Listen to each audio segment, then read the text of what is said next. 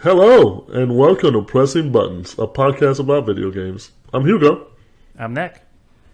and welcome back to the show, everybody. I know it's been a very long week and a half since you've heard from us.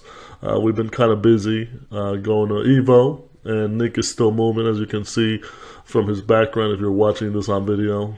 It's bare bones out there, so it's a very stressful time. Very intentional, where there's no more Thanos, no more Silver Surfer. It's just a random thing that I grabbed, and it's a Dragon Quest slime. So I wanted to have some. I wanted to have something, but we'll have to wait until I have the full setup in a week or two. Yeah, and I'm in my bunker, as you can see, growing out my stash. It's coming back. It'll be back in 2 weeks. For now, it just looks like I'm in middle school. Sorry. I mean, I saw you 2 days ago, 3 days ago. 3 days ago. And you did not have that mustache, and then now you have a mustache. So it's pretty impressive. Thank you. That's on my resume. Can grow a mustache pretty quick. Very fast, yeah. All right, so I know Nick is in a bit of a hurry, so we're gonna go through real quick with the agenda. Obviously today, it's getting released on Monday, but we're recording this on Thursday of the week before. Not a lot of news going on for the week, so we're just gonna recap our EVO experience, our Vegas experience, how much fun we had there, and everything we liked about it. And then we'll do some closing thoughts, and then we'll also do any announcements that we heard at EVO. So that's going to be it for the show, and we're going to get it right on started with our overall EVO impressions. For me, first time going there, and also first time going to Vegas, so a bit of a first time for both EVO and Vegas. Amazing time. I think Sony and their partners, if you're not familiar, Sony owns the majority of EVO. Sony and their partners, I think they did a great job in hosting the event. Me being a first timer, I thought it was very well organized. It was very safe. Everybody was mostly wearing masks. They always reminded you to wear masks, which was pretty good. The event itself, I thought it was well organized in terms of the competition and everybody, playing the games that they needed to play, and the main events organized really well. And then the booths for all the partners and people who were selling stuff and just demonstrating stuff was really cool. Like the in-zone stuff, the Street Fighter booth was awesome. We also saw like the PlayStation media booth. We also saw other smaller booths for games, and we also saw artist booths. I thought everything like that was very well organized. And then the main event, I think, the grand finals, which was held at the Michelob Ultra Theater in Mandalay Bay Casino, I thought that was amazing. I mean, we got there for Tekken. It would have been a very long day if we stayed and watched the whole thing, because it was 4 games, and then it started like at 8 in the morning, and then I think it ultimately ended like at 2 in the morning the next day, just because some of the stuff ran over and stuff like that. But that main event, I think, was amazing. The way they presented it, the whole crowd was hyped. I think even for every game, there was a big crowd involvement. New crowds would come in, obviously, because they would like one game more than the other. We were mostly there for Street Fighter, but we saw a little bit of Tekken before Street Fighter came in, and then we saw a bit of Guilty Gear right after Street Fighter was over. But I enjoyed the heck out of it. I thought the Street Fighter Grand Finals was amazing. If you didn't watch it, IDOM NYC, which is this NYC guy from America, and then what was the name of the Japanese guy? Kawano. Kawano from Japan. Kawano was the winner, and he advanced to the winner's bracket, and then IDOM advanced to the loser's bracket, and then he even reset the bracket at the end, and he was up 2-1. before Kawano came back and was the ultimate champion. So that whole experience was amazing. Everybody was hyped, especially for that final round of games. Everybody, you could tell the stadium wanted Idom to win just because he went to the loser's bracket, reset the loser's bracket, was up 2-1, and he almost did. Like when he was up 2-1, that fourth game, like he was really close to winning. He just did a misplay and got in a combo and got screwed up, lost that one, and then the last game was also close. Again, got caught up in another combo. I don't know how these guys do it, but great overall EVO experience for me. Yeah, Andy had to get through Daigo and Tokido, so it's like not only was it a loser bracket run, but it was just like this insanely stacked losers bracket. So yeah, I mean, and he was the winner for 2021, so you can. Like I remember hearing about him, but seeing it in person is a whole different thing. What about you? How was your EVO experience? Loved it. Yeah, I definitely want to go back. This was my second time going. I previously went in 2019, but I only did the grand finals event at the Michelob Ultra Arena, so I didn't actually go to the proper like convention floor with all the setups and watching the pools and all that. So that was my first time checking that out. So, and I thought that was really cool. But because I've never seen it before, like I don't really have like a baseline of what that should be. So I thought what I saw was cool, but I don't really have a sense of like whether that was bigger than ever or smaller than it typically is, coming out of COVID. This is the first time, that EVO's been in person since quarantine. So, but either way, I thought that was really cool. And like kind of what you already said, like the grand finals was like IDOM really made that like just thrilling to watch, and people who didn't even really follow Street Fighter or have any idea what was going on were like super engaged and going nuts about all the matches. So it was cool. And then they also announced EVO Japan. I think we'll get into like all the different announcements and stuff, but another cool thing that they announced was EVO Japan, which is actually going to be in Tokyo, whereas before the last time they did it, I don't even remember where. it certainly wasn't in Tokyo. It was in one of the islands that we haphazardly tried to like get there, but we realized the commute was crazy. What were we thinking? Like, didn't we go to Japan specifically for EVO Japan, and then when we got there, we're like, we don't want to deal with going there, or like I can't even remember. We went and it was like, oh shit, EVO's going on right now. Maybe we can make it. And then when we looked at the logistics of like how far it was like, oh no, it would have been too insane. So we scrapped it. Okay. But now it's possible. Now it's in Tokyo, yeah. So it's like at some, giant convention center or somewhere in Tokyo. So I think that'll be cool. And fingers crossed. I think hopefully we can actually attend that in person. And now that we've learned the ropes of how to capture content at one of these events, I think we'll be able to do a better job when we go to Japan. We're getting there. Yeah, we're getting there. Always learning. So I think, that's a high level. Like I had a great time, and then just really good energy. Like I think the just like a lot of cool people, a lot of nice people. So it's fun to connect with other people that are really into fighting games.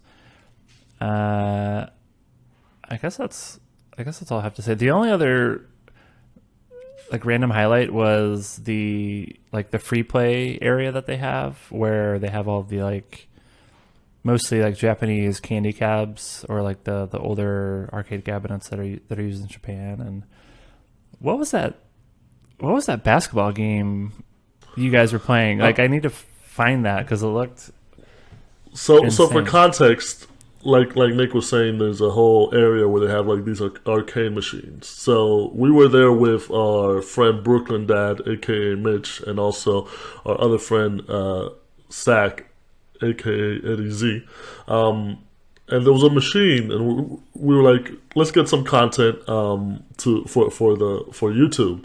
And we sat down, Brooklyn Dad and I, while Nick was recording. And I thought we were going to play a fighting game, but we get into the game, and it's like a one-on-one basketball game. So it was pretty funny. We were like so surprised, like, what the heck is this? I don't know the name of it because it wasn't on the machine. I'm still going to figure it out. I'll have to figure it out and post it up. But it was definitely a bizarre experience of a game because I've never played. Well, I play like NBA Street. It was something like NBA Street, but one-on-one. So the aspect of a fighting game was on there because you could do some moves and stuff like that. I ended up picking this dude that was like, I think his name was Mambe, who's a monkey. So he was dribbling out there with his tail. Couldn't dunk. I didn't know how to dunk. I wish I knew how to dunk because that would have been cool. But it was just bizarre that we jumped in and like, all right, we're going to fight. And it's like, no, you're going to play basketball. Yeah, it was just like, it's like a one-on-one. It kind of looks like, Tekken or something like that. But then it's a one-on-one basketball game. So I got to check that out. I think that'd be really funny to play. The other random highlight I had was, so there's a lot of vendors there where you can kind of check out all of the goods that they're selling. There's lots of stuff with like fighting sticks and customizing your controller and lots of demos to play. The thing that I'm now obsessed with is there is this like I think it's S tier collectibles, or do you remember the name of the company? It's S tier, or maybe it's just S tier. The place that you got that book from. Oh yeah. S tier. It's S tier. Yeah, but they have all these like rugs that are fighting game oriented, and then they have this like giant rug of some of this like famous art from Marvel vs. Capcom of like one of the posters, and it's like so expensive, but it's like so cool, and I'm obsessed with it, and I'll probably end up getting it. But that was another thing that I kind of discovered there that I'm like, I need that. Yeah, no, that was freaking amazing. I mean, the detail on it, it's pretty amazing. If you've ever seen it, it's basically the Marvel vs. Capcom poster that has all the characters kind of facing each other, where it's mostly the heads. It's amazing, and in rug form, even more amazing. So I can see why you were really obsessed with it and kept showing it to everybody for the whole weekend after you saw it. But I was waiting for someone. I was looking for like an enabler for to be. I'm like, hey, this is stupid to buy this, right? I shouldn't buy this, and I just needed someone to be like, no, you should buy that, and basically everyone said you should buy it. So yeah, you were looking for one enabler, you got three. But yeah, it was a great experience, and like you said, the vendors were really welcoming. I do gotta say, I think because of the pandemic, it probably wasn't at capacity how it usually is, especially like when we went to PAX West last year in September.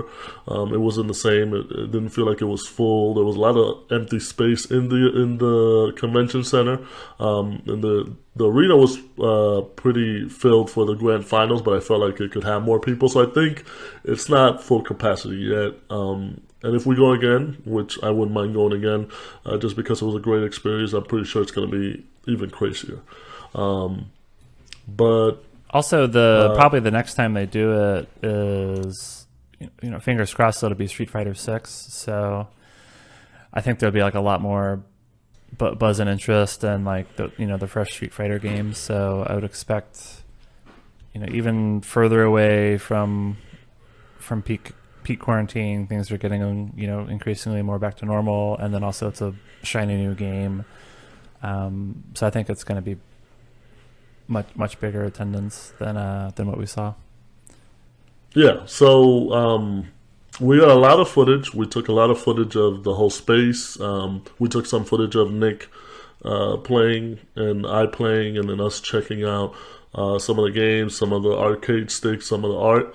We're gonna upload that on YouTube as soon as we can. We're still trying to figure out how to set it up obviously we're not great video editors, but we also don't want to just put a bunch of videos together and throw them up there.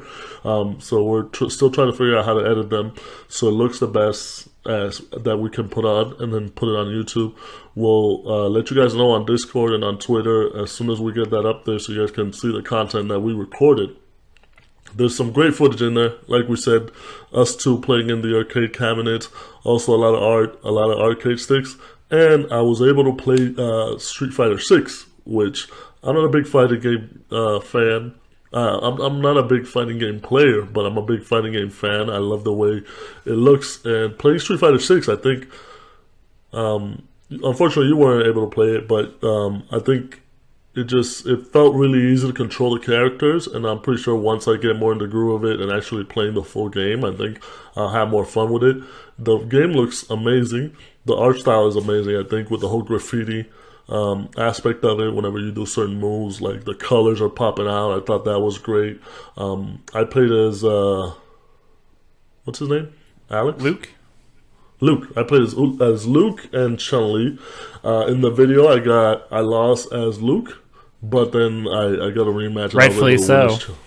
Yeah, and then on the rematch, I was able to play as Chun-Li, and I won pretty well. So our goal is to get Street Fighter 6 and become good at it, and then submit ourselves to EVO, the next EVO tournament, and maybe not lose the first match, but win one or two. Who knows? But yeah, that's how excited we got about the game, and how much we want to like compete in it, which was pretty cool.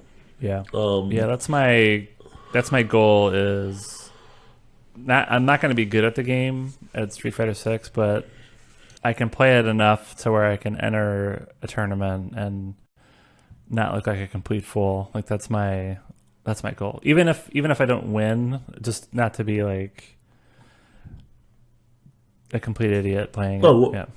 We're not going to win. But who's going to be able to say that they have 2 placements for whatever rank we get to, podcast hosts on their podcast? Nobody. It's only going to be us. We're going to be the only 2 people that placed on a Street Fighter tournament. So we'll see. Next year, baby. It's our year. But yeah, that's it for our EVO experience. Couple quick things, which I find very funny. I ran into 2 celebrities, which Nick chastised me about. One was Pokimane. As we were walking to the Mandalay Theater, I see her coming across. She's like 15 feet away, and I recognize her, and I kind of do like a little point, like not directly point at her face insultingly, which was what Nick thought I did, but I was like, oh, it's Pokimane, and then I kept it walking. Usually, I just don't mind walking up to these celebrities or people and saying like, hey, I'm a big fan, can I get a picture, or I like what you're doing and stuff like that. I understand they're celebrities or whatever, but you know, if I was in their situation where I would get recognized, I wouldn't mind somebody kind of walking up to me and be like, hey, I'm a big fan, want a picture or whatever. So Nick does not like that. He's the total opposite. He's like, leave these people alone. I'm like, no, I gotta say hi. So that was pretty funny. And then the second one was Long Island Joe, which he used to compete in these Street Fighter tournaments at EVO years ago, but now he does kind of hosting duties. So he was also hosting Street Fighter. He was one of the announcers and stuff like that, interacting with the crowd and all that. So I interacted with him on the last day, coming back from Vegas. Obviously, he's from Long Island, so I'm from New York. So he happened to be on the same flight that I was in, so that was pretty funny. I told him that I liked him. I thought he was a good player, and I enjoyed his announcing, and he was giving away PS5, so I thought that was cool. So that was pretty funny. Nick did not approve of any of these, I bet. No, I think the Long Island Joe one's fine. Yeah, I think that was an organic, way that you interact with them. So I think that was totally fine. The Pokimane one, you absolutely you were aggressively pointing toward her head. That I thought was a bit. It was a bit excessive. Yeah. Oh, it's Pokimane, and that's it. First of all, anybody I point to, I will point at their head. I'm 6'4", and she's like 5'5". So yeah, logistics. Yeah, maybe. But either way, I think that was actually one of your more well-behaved interactions with celebrities. usually you're like, hey, let's talk, and I'm just like, oh my god, dude, like. You're just like, leave these people alone. Apparently, I'm a menace to these people. Yeah, yeah, and then like for you to say that, like, if you're super famous and someone recognizes you, it's like, I feel like up to a certain point, maybe you'd want to talk to people, but eventually it becomes like overwhelming or annoying, and that's why we got to become super famous. I could prove it all the time. I will be on. Let's talk, people. Okay. If you recognize me out there on the streets, come say hi. Point at his head. Do an aggressive finger gun. Tell me how much you love my work. I'll be fine. Yeah. Well, hopefully for EVO Tokyo, we'll be more properly verified as press, which we did not do well this time. And then we can hang out with these people like normal. Yeah, and please don't point at people. That's frowned upon. Yeah, I feel like in Tokyo, in Japan, I can't really point. The customs are very different. Pointing, I don't think it's very well received over there. So I will not point in Japan, but I will talk to people. Okay. But yeah, so great times we had in EVO 2022 Vegas. Make sure you keep up to date on YouTube. Once we put that video up, I think everybody will enjoy it. Some good times. All right, and then we're going to move on to EVO News, which, like I said, in light of the news for the week, we're just going to kind of recap any video game news that were announced at EVO, obviously focusing on all the video games that they were playing. We're going to start off with the Rollback Netcode, which is going to be enabled for Dragon Ball FighterZ and also Samurai Showdown. Unfortunately for the PlayStation 4 and Xbox One version, they're not going to be enabled. It's only going to come out for the PS5 and PC and Xbox Series S and X. Rollback Netcode is basically an input for the games if you're playing online. So there's really... It's kind of like, it's hard to explain. I'll link a video on the show notes how to explain it, but it's basically like a predictive input for video games if you're playing with somebody online, where it kind of predicts the move that they're going to do out of whatever possible moves, and then when the other person performs their move, it picks that scenario, and then you kind of move on. But a lot of the fighting game community has been clamoring for this. A lot of games are made better by this. I think everybody was really hyped. Like, this was weirdly like one of those announcements that you don't think people are going to get really hyped about, but they were. And a lot of future games were announced that they're going to have rollback netcode. So I thought that was pretty cool, and I didn't understand it before, and hearing about it, then I decided to learn about it, and I realized, oh yeah, it is very important, especially with seeing these guys compete against each other, and how crucial it is for the code to recognize the input right away.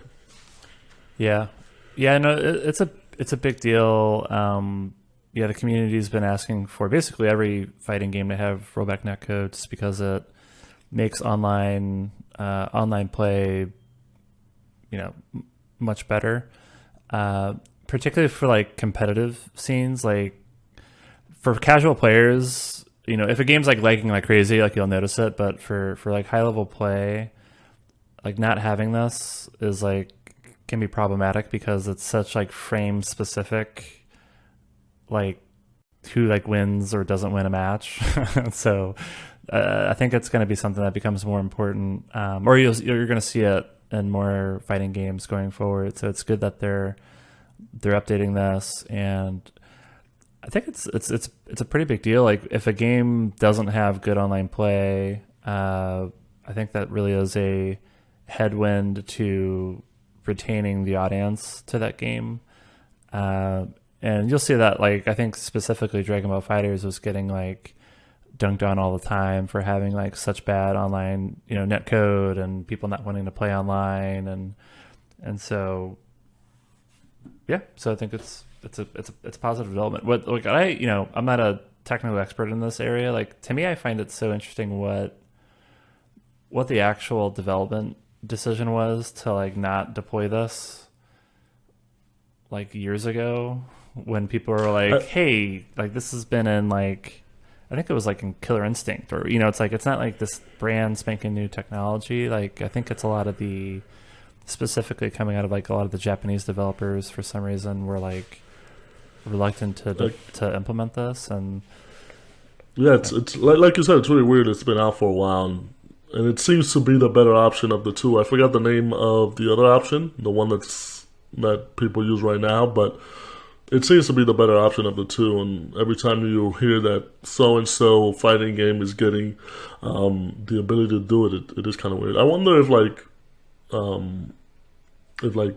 Mortal Kombat or Injustice has it. I'm pretty sure they do, because it's not like something you hear about. You don't really hear any problems with those in terms of their online play and lag input and all that stuff. Yeah, you have to imagine they probably saw it in the data when, with quarantine and just, basically the requirement of needing online play, even to just have competitions. Like, they probably just got a lot more information around how, kind of poorly optimized their online, their netcode was. So that's probably another input into why they're finally updating it. True. All right. And then moving on to some new character announcements. The first being Bridget got announced for Guilty Gear Strive right there and then. Like I said, we were fortunate to kind of witness the first couple of rounds of the final 8 for Guilty Gear Strive, which coincidentally we were in the first round, in the second match, we were able to see the actual 2 people that played in the final, the winner and the loser, because the Happy Chaos and the chick with the dolphin and the anchor, May was it May? Yeah, they were the same people that ended up being in the final, so that was pretty funny. But during that, they announced Bridget, which was a previous character from Guilty Gear that they announced that's going to come out for Guilty Gear Strive. Everybody was super hyped. I mean, I think Guilty Gear characters look cool, and the art is pretty cool, and it's a perfect marriage of anime and metal, which is pretty funny. But I was surprised by the hype for a new character. I didn't even know, not for a new character, for a returning character that was just announced for the game. I didn't even know. I thought it was just a new complete character. Didn't realize that it was an old character. But everybody was really hyped. The community really, really hyped. There was a lot of cosplay that I saw for Guilty Gear. So I think it's a strong community. And then this being the first character to identify as transgender was pretty cool, in terms of the community was very welcoming, and the developers were kind of making sure they announced it right, and they gave all the details of that. So I thought that was pretty cool. And the character got released like the next day, because they did the finals on the 7th, and then the character got released on the 8th, so pretty fast. And then the other announcement for characters were for Street Fighter 6. Obviously, we've seen a couple already. We know Ryu, we know Chun-Li. Luke, your favorite Luke. Luke, and what's the other guy with the ponytail? Jamie, I think. Yeah. Luke, Jamie, Chun-Li, Ryu, Guile were all kind of previously announced. They announced one new character, Kimberly, looked pretty cool, and a returning character, Juri, which we also saw her played at EVO for Street Fighter 5.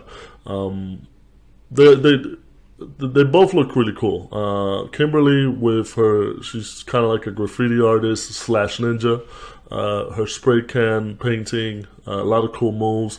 The trailer for it, if you haven't gotten a chance to, I'll put it up on the show notes.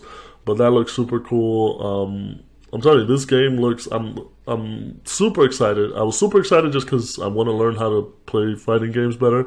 But I'm more excited now that I played the demo, and I saw the art style, and the art style, it looks like they're going for the theme of the game, like very hip hop, very graffiti, very new age type thing. I think, I'm liking it. I'm liking everything that I'm seeing coming from Street Fighter 6.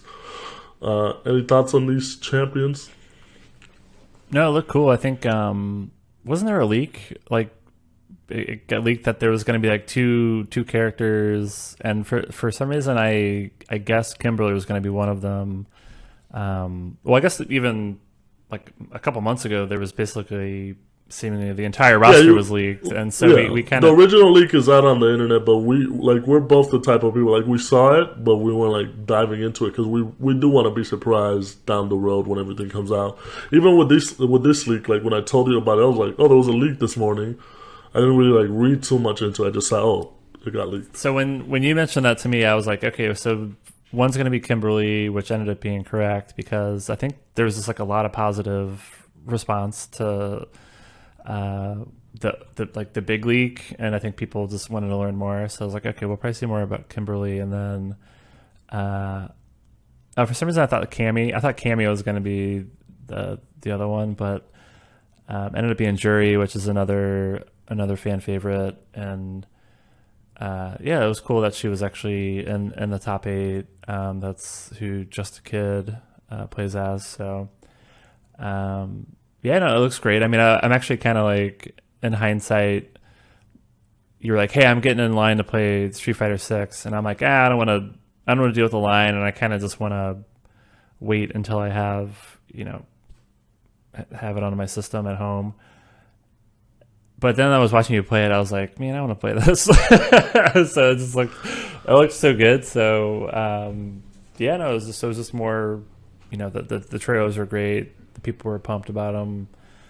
I mean, it ended up just working out because they had the specific booth area for Street Fighter 6, and that line was like super long. And I also hate making lines for things, but I noticed that the PlayStation booth for Street Fighter 6 was kind of short. I was kind of moving faster, so I was like, oh, let me see if I could get on this one. And luckily, I ended up moving faster than I thought it was going to be, and I ended up playing. But yeah, I wish I ended up playing against this guy. I forget his name. He was pretty cool, and able to get good footage. But if it was me versus you, we would have gotten even better footage, and we would have seen who's better. Even though we both suck at fighting games. So we both suck. I must have won that. Like, there's no way I would have lost. All right, we'll see. We'll have to stream our first Street Fighter 6 match against each other. Fundamentals. It's fundamentals. Me in the streets of Street Fighter. Yep. All right. And then the next bit of news of announcements from there, which were kind of teases, just because they didn't show anything really, was a new Fatal Fury game, which a lot of people got really hyped about, and then a new Tekken game was teased. Those were just like really short. There was like a little graphical showing for Tekken for Jin, an iconic scene when he throws the master over the cliff, which was hilarious. And for Fatal Fury, I think they just showed like a picture of one of the characters and like, Fatal Fury's coming. So obviously those are probably in early development. The Tekken community is still very strong with Tekken 7. Is it 7? Yeah. Yeah, still very strong with Tekken 7. So I'm pretty sure they're in no rush to like push out 8. And Fatal Fury, they just haven't done anything in a while. But glad obviously that they kind of brought that back. Yeah, I don't think I haven't followed Fatal Fury closely at all, but I did play it in the arcade when I was a kid playing soccer, and so that's really my only experience with Fatal Fury games. They were cool, but I haven't really followed the franchise much. Tekken 8, I actually thought we were going to see more on Tekken 8. I was surprised that it was such a brief glimpse, and it wasn't even made clear. Like, everyone's just like guessing that it's a Tekken 8 teaser, but I'm pretty sure that's the case. But like, it wasn't even. It just said get ready, and yeah, it was like 2 seconds of updated Jin. But because Tekken 7's been out for forever. So like I'd be surprised if they just recently started development and they don't have much yet. So I don't know. So that was a little, I guess maybe caught like a little disappointing that we didn't see more, but good that we know that it exists. And then obviously, like NetherRealms didn't announce anything. Ed Boon kind of put it on his Twitter that they had nothing, they weren't bringing anything to EVO, and obviously they didn't. But you always hope. We haven't had a new Mortal Kombat or Injustice in like 3 or 4 years, so you figure they're working on something. I'm pretty sure maybe towards the end of the year or something like that, or early next year they'll announce something. And there was a big multiverses presence. They had the $100,000 tournament down there. I saw a lot of advertisements. PlayStation did a little segment at their booth with some of the community from there and the developers from there. It's getting a really big push. I've been playing multiverses. It's pretty fun. Definitely reminds me of Smash Brothers, something I want to play with friends and play different characters. And I can't wait to see more. They did delay the start of the season because they want to polish it more. I think they weren't expecting as many players as have been playing the game, and that's great for them. Just takes a little bit longer. It's going to be a little while before I can play Morty, so that kind of sucks. But yeah, that does it for EVO 2022 and also EVO News. Like I said, great times were had from everybody, from the whole party.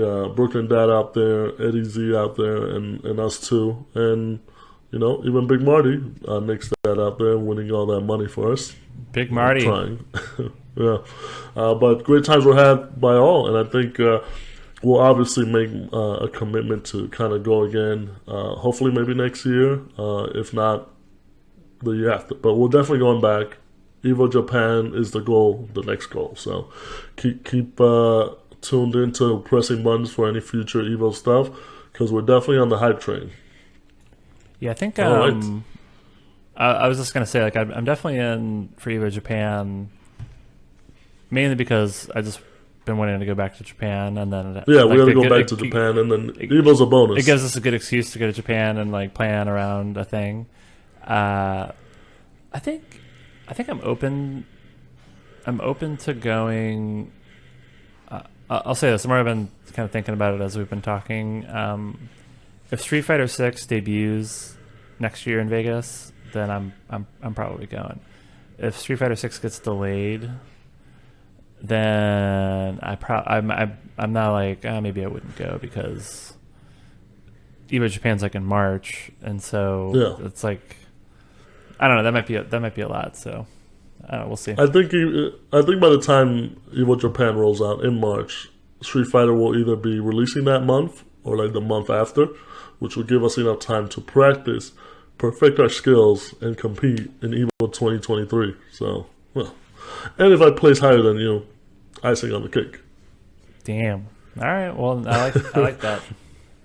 Or they could just pit us against each other right off the bat. Statistically speaking, that would be very unlikely, but we'll see. Well, we'll see. We'll see.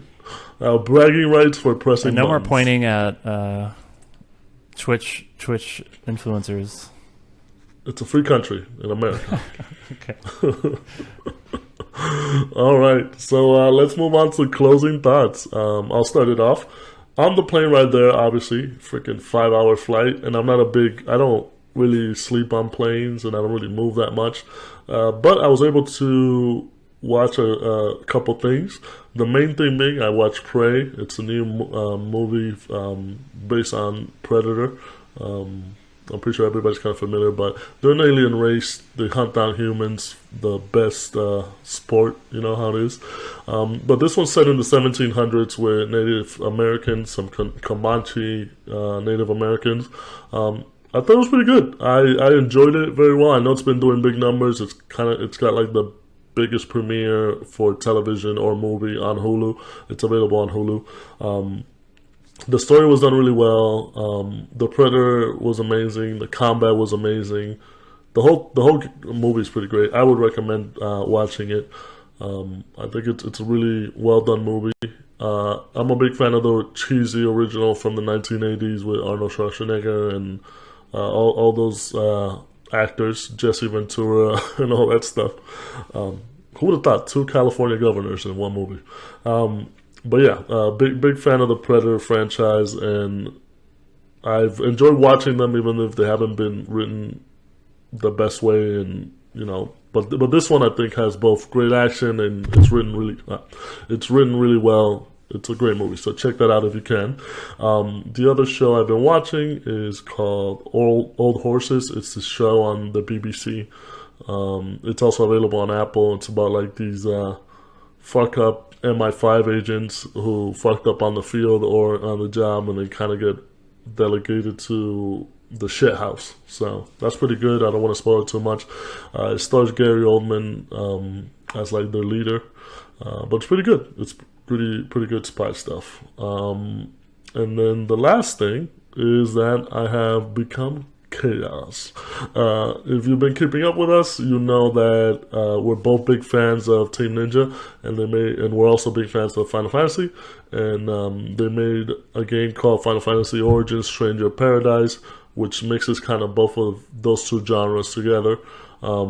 Nick had already played the game and beat it. It took me a little bit longer, but I bought the game as well and beat it. And I enjoyed the heck out of it. It's a very absurd game in terms of the writing and the dialogue, but it's so corny and cheesy that I ended up loving it towards the end because it was just so over the top. And the story's kind of like, once you're in the middle of the game, once you're at the middle part of the game, you kind of understand the story and you can kind of predict how the end is going to be. But I think it's a very nice take on the original Final Fantasy 1 and the Warriors of Light, especially if you've played Final Fantasy 7 Remake. It kind of subverts the game and makes you think of it differently and puts its own spin on it. So I think Team Ninja did a great job, and I'm glad Square Enix gave them the reins to kind of blow up their little original Final Fantasy and do their own thing with it. So now I'm just waiting to see what the next game I'm going to play is. I think I'm probably either going to do Horizon, which I started playing, but it was too much and I kind of let go. Or I might even do Ghost of Tsushima, which I've been wanting to play for a while. Or Resident Evil Village. So those 3 big titles, I'm still trying. I'll figure out which one I'm going to do. But those are the 3 big titles I'm contemplating. Those are some goodies. Yeah, I think for Ghost of Tsushima, I really liked it, and then typical what happens with me with some games, like for some reason I just get sidetracked with another thing, and then I kind of put it on pause. But I definitely want to pick that back up and get deeper into it. So I would definitely recommend that one.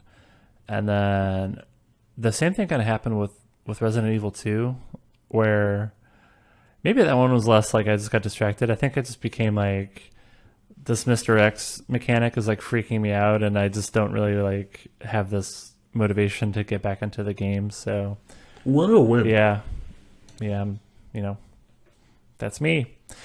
But yeah, I think that was your thoughts are closed. That's all you had? That's all I had, buddy. I mean, it's way more than I have because I really haven't done much. I've been pretty wrapped up with packing. Oh wait! I did want to hold on. I did want to share that being my first Vegas experience, I did win some money. I didn't go home a loser. I played craps a lot. I had never played craps before, and I figured out the best way to gamble in Vegas is find a game you know shit about, you know nothing about. Understand the rules just enough to know that you can win. Don't try to understand the rules so you can win more, because there's a lot of ways you can win in craps. I only found out the basics of winning, and I won. I ended up winning I think it was more than $300. I lost $200 in the beginning, then my last $100 because I was committed to only losing $300, which I would have been fine with. That last $100 that I had, I ended up making back my $300, and then I was like, well, I also need I had to win, so I'm going to keep playing. And I also want to tip the dealers really well because they were helping me with the games. So I ended up winning basically a total of like $300 extra. So I doubled my money, and then I gave them a $50 tip. So if you're in Vegas, play craps, know how to win by rolling the first die. Don't bet too much. Don't try to win too much, and you'll win. Also, you gotta have good luck. You also gotta have good luck rolling the dice like me. I rolled like 20 straight rolls without crapping out. So people were loving me. I won so much money for the people on my table. Like, these dudes were putting bets for me. They were like, give this to the shooter because the shooter's on a streak. So I was like, all right, whatever. Keep it rolling, baby. That's cool. It was also my first time. I mean, you were definitely doing it way more than I was, but I think I just did like, I don't know, like a couple rounds, like 2 or 3 attempts at rolling the dice, and yeah, it was fun. But you also did the same thing, like where you lost it, and then when you got the hang of it, you were like, I want to roll, and you won the money back. I won your money back. Yeah, you broke even. I basically had the whole weekend. I was just taking small loans from Hugo, and then and then breaking even, and then just giving him his money back. So. I mean, I think you made $25, but you gave them you gave the dealers a $25 tip, right? Yeah, so tip the winnings. There you go. But it was fun. I'm not a big gambler, so people always ask me. So actually, I like going to Vegas, and people who know me it makes zero sense why I like going to Vegas because I don't like gamble. I don't like doing the other kind of degenerate things that often people often associate Vegas with. No hookers and blow. No hookers and blow. That's not my scene. And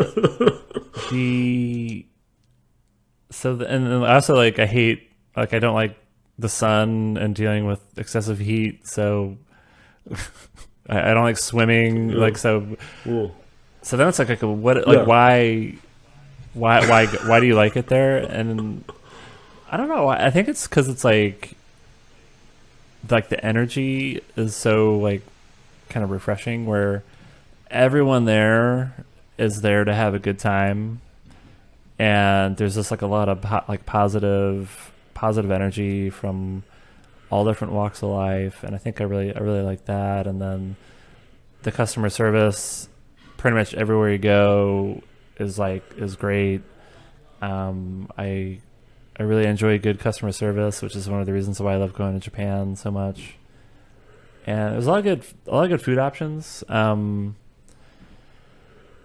that's always cool. I think dealing with the lines was maybe more annoying than I remember it, but so maybe that's a little bit annoying, but I had a good time. We'll go again. Yeah. Mark it now. Yeah, for sure. For my closing thoughts, I don't really have too much. I mean, it was the Vegas trip. I'm, currently entrenched and trying to figure out how to move from across the country. So that's keeping me pretty occupied. Really, the only gaming I've done. I do not envy you, my friend. I don't know what it is about this time. It is just awful. What we're doing right now, and I've probably moved 10 times or something like that. So I've moved pretty often. There's just something about this one that's just particularly awful. So, but we'll get through it, and then I'll be back on the Best Coast in a week or so. So we're looking forward to that. And then I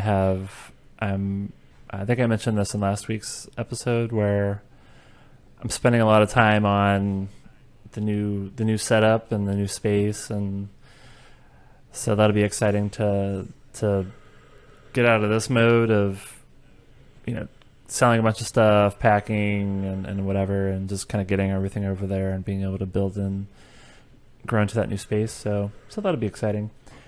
The only real gaming I did was when I was on the flight to Vegas, courtesy of the Steam Deck, and I didn't really do too much more. It was really more Vampire Survivors, Enter the Gungeon, which is I think that's yet another great Steam Deck game. The controls aren't as precise as I'd like, but I think it's good enough. And I was trying to play Oblivion, so I only played it for like 15 minutes or whatever. I think I need to investigate a different control scheme for it. Like I like the idea of having, like, whether it's Oblivion or Skyrim or one of the Fallout games. I think I like having the idea of one of those Bethesda games just being kind of like something I have on the go and can, put in a little bit of time here and there. I just couldn't, like, the controls, like you had to use the trackpad for, like, navigating the menus and so, like, hopefully there's like a mod or something. Otherwise, I think I just need to wait until I think Skyrim's in better shape. Yeah, that sucks. Yeah. I like the trackpads just because they offer an extra way to control things, but they're trackpads. It's kind of like yeah. Particularly for navigating the menus, it's just like these really small buttons that you need to. It just didn't work for me. So I gotta figure out. And it actually might be easy to swap out different control layouts. I just haven't figured it out yet. So I think that's it. And yeah, I think I'll just be playing. I'll be on the road for about a week or so. We're doing a road trip from Seattle to New York. So I'll pretty much be limited to playing some stuff on the Steam Deck until I get my new setup.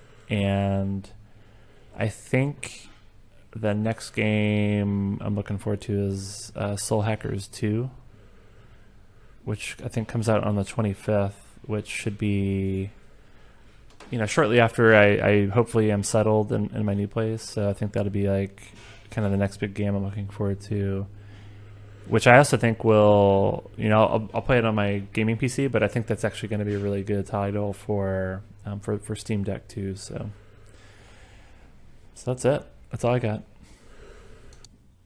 Yeah, the second half of this year is looking pretty good in terms of games, especially a lot of RPGs, action stuff from Square Enix and other companies. So Square Enix has got a bunch of stuff that I'm looking forward to, so that's cool. Yeah. All right. So that does it for episode 30 of Pressing Buttons. Hopefully you enjoyed our little EVO Impressions, and it makes you want to go there. And if you do end up going and we're there as well, come say hi. But yeah, thanks for listening to us, and we'll see you guys on the next episode.